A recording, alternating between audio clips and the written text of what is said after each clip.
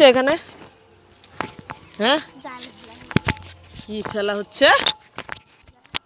সোনাবু এখানে কি হচ্ছে গো? কি হচ্ছেটা কি? মাছ ধরানো হচ্ছে। কে মাছ ধরছে গো? কে মাছ ধরছে সোনাবু? মুকুল মামা। ও, সে তোমার মুকুল মামা? হ্যাঁ, আমি তো আগে চিনতাম না। এনা কি করছো? এনা দেখি হাতটা ভালো করে দেখাও। হ্যাঁ, এনার আজকে নাচ আছে।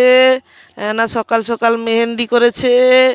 এনার আর অরিত্রীর মামা জাল ফেলছে। চুনো মাছ ধরছে।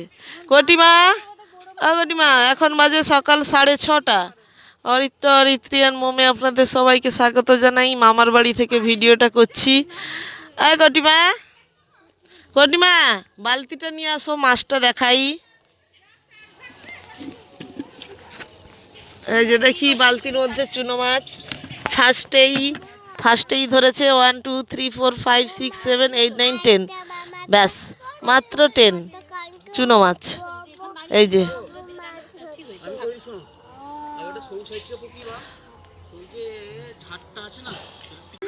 হ্যাঁ, না হাত দেবে না, আষ্টে গন্ধ বেরোবে হাত থেকে। কটিমা হাত দেবে না, আবার সাবান দিয়ে হাত ধুতে হবে। সরো দেখি মামা কি করছে, কতগুলো নিয়ে এসছে দেখি। এই শুধু পাতা ঝাড়তে ঝাড়তেই গেল। এই ভাই আর বৌদি মিলে দুজনে ভীষণ জাল ফেলায় ব্যস্ত। মাছ ধরে ধরে সকাল থেকে ক্লান্ত। 10টা চুনো মাছ ধরেছে হিসাব করে। শুধু গাছে পাতা, পাতা আর পাতা। কটিমা কি করেছে গো? মামা কি করলো? হ্যাঁ, কাদা লাগিয়ে দিচ্ছে তো। এদিকে পালিয়ে আসো, দূরে দাঁড়াও। সকাল সকাল জল আদারে করো না। মাছে হাত দাও না, আষ্টে গন্ধ বেরাবে। বারবার বলছি না? এনা দিদি, হ্যাঁ, তুমি সে ডগির মতন আউ করে উঠলে কেন? কুচন মামার ঘরে ডগিটাও এরকম আউ করে ওঠে। সোনাবু, ও সোনাবু, তুমি কি ডগি বলো? হ্যাঁ সোনাবু, মামা জল ছিটিয়ে দিল। মামা, তাকে জল ছিটাচ্ছ কেন গো? মামা পুকুর থেকে তাকে জল ছিটাচ্ছে, পুরো ভিজিয়ে দিচ্ছে সকাল সকাল না? হ্যাঁ, আমার কাছে হয়েছে। তার কাশি হয়েছে, তাকে জল ছিটাচ্ছে। মামা দীর্ঘ 10 বার জাল ফেলে মাত্র কটা 15 থেকে 20টা চুনো মাছ ধরেছে, তাই তো? হ্যাঁ, মামা আবার জালের সঙ্গে নিজে লাফিয়ে পড়ছে। হ্যাঁ ভাই, ভিজারও বসলু কেন? তোর কলগেট লেগে গেছে তো এখানে। বাবা আর তুই জাল ফেলবুনি? হ্যাঁ, বাহ, তাহলে ব্রাশ ট্রাশ করে এলে 2-4টা মাছও খেয়ে নিবি, কাঁচা মাছ ফেলতে ফেলতে। সারাদিন তো এই করতে করতে কাটছে। এবারে এখন বিকাল বেজে গেছে ঠিক 4:30। আর দুপুরে ঘুম কই কিছু কই, সব তো নাচা গানা করবে বাচ্চা বাচ্চা ছেলে মেয়েরা, পাড়ায় সব ভাই বোনেরা। এই যে সোনাবুর পায়ে এসে ডগিটা কেমন জড়িয়ে ধরলো দেখুন। যতই বা ডগির ভ্যাকসিন দেওয়া থাকুক, যাই দেওয়া থাকুক, কারণ আমার এই যে ডগি জড়িয়ে ধরেন আমার ভীষণ বিরক্ত লাগে। মনে হয় রাস্তার কুকুর ঠিক আছে, তাকে রাখার কি দরকার? এই যে কাকুর ঘরে একটা কুকুর রেখেছে লালু, তাকে ভ্যাকসিন দিয়ে রেখেছে, কিন্তু আমার তবুও ভালো লাগে না। আর সেই এই দেখুন, এবার যে ভাই বোনরা সব সুন্দর করে হাতে কালার টালার করে নিয়েছে, আর হাত পা ধোবে না। এনার কালারটাও ভালো এসছে, বেশিক্ষণ রাখেনি এনা, প্রায় আধ ঘন্টা খানিক রেখেছিল। কালারটা ডিপ এসছে, আরও যত জল লাগছে তত যেন ডিপ হয়ে যাচ্ছে। যাই হোক, এই যে ডগি জড়িয়ে ফেললো না, আমার ভীষণ বিরক্ত লাগে। আর কাকুর ঘরে রেখেছে লালুকে, আর একটা কালুকে রেখেছে আর একটা কাকুর ঘরে। ওরা তার বাচ্চা দেখলেই বেশি চলে আসে। সবাই আজকে নাচ করবে, সব সুন্দর সুন্দর করে কালার করেছে। আলতা পরেছে, হাতে পায়ে আলতা পরেছে। এখন থেকে আর হাত টাত ভেজাচ্ছে না, যে যার মা বাবা খাইয়ে দিচ্ছে। না, যখন সকালবেলা মেহেন্দি পরেছিল, সে তার বাথরুমে যাবে, তার মাকে ডাকছে। সবাই এখানে নাচ প্র্যাকটিস করছে, আমি একটা গান দিচ্ছি আর এখানে বসে বসে সবাই প্র্যাকটিস করছে। এই যে আড্ডাটা বসে না, আমি বাড়িতে গেলে খুব মিস করি আমার ভাই বোনেদের, কাকিমাদের। সবাই আমরা গেলে পাড়ার সব মেয়েরাই, শুধু আমি না, গেলেই মানে যার যত কাজ থাকুক ওই রান্না যখন হবে হবে, বসে যে পড়লো সব কাকিমা টাকিমা মিলে, সে যে গল্প কখন শেষ হবে তার নেই ঠিক।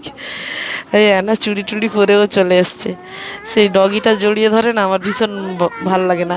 এই বাচ্চাগুলোর পেছনেই ডগিগুলো বেশি ঘুরতে থাকে, আর এই বাচ্চারা খেললে তারাও বল নিয়ে ছুটবে, এ করবে, আমার একটু ভাল লাগেনি। বাবা এমনি রাস্তায় ডগি ঠিক আছে, কিন্তু এই রাখলেই আমার যতই হোক না কেন, তবুও গরুর কোথাও একটা লাথি মেরে দিক তাতে আমার অত ভয় করে না, কিন্তু এই ডগিকে আমার ভীষণ আঁচড়ে দিলে ভয় করে।